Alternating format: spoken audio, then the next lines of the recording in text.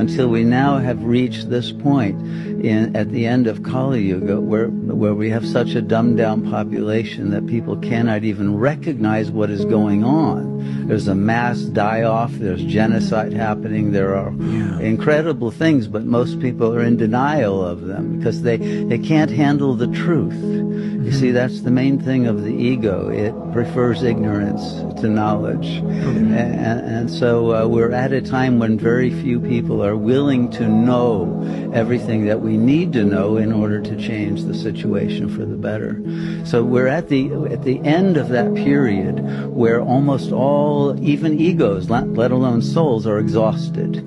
And they have no more creativity, which is why you see there's a death of culture. There's very little music, drama, any of the arts. They have all fallen. Even the cinema, the last art, is now mostly very trashy kind of material.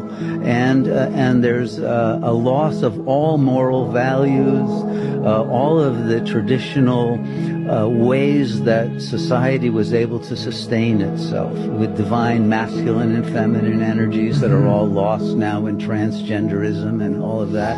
And so people are so confused and they have no more values and they feel so cynical and so depressed and so nihilistic that they are actually captured by what we call the lower death drive, which is a drive in the ego that wants to die. When it can't handle life and sustain its happiness, which it no longer can, even with drugs or whatever else they want, they want to get out. And so there's a massive epidemic of suicide in the world today. I don't know if you're aware of that. Yes. It's rising. Yes, and violence and every other kind of perversion and of antisocial behavior. And the world is now run by psychopaths. And they are creating ever more monstrous tyrannies, dictatorships, and bringing about global destruction, which we can see before our eyes. Yes. So that's what the end of Kali Yuga is. But the blessing is this.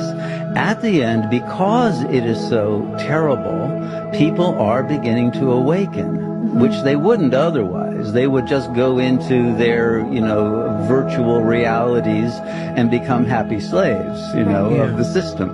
But they're not even able to do that. So there is a massive awakening. That divine intelligence that is responsible for all of this is also more and more visible, more perceptible by those who turn to God or Brahman or the Buddha mind, however you want to refer to that ultimate reality. It's more accessible now. So this is a moment when we are going to see wonders of a very miraculous and beautiful kind, along with the worst horrors. Right. And it's a paradox.